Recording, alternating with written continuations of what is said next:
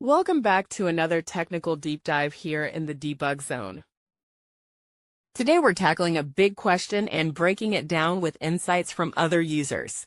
Hopefully this clears up some misconceptions and helps you get the answer you need. So buckle up, stay a little curious, and let's jump right in.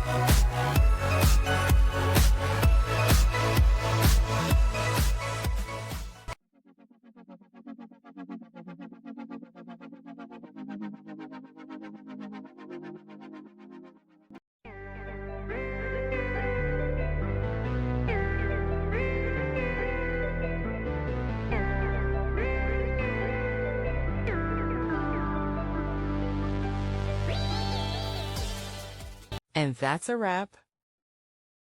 I hope you found the answer you were looking for. If you did, take a second to hit that subscribe button. It really helps out. And let me know in the comments which solution worked best for you. See you next time in the debug zone.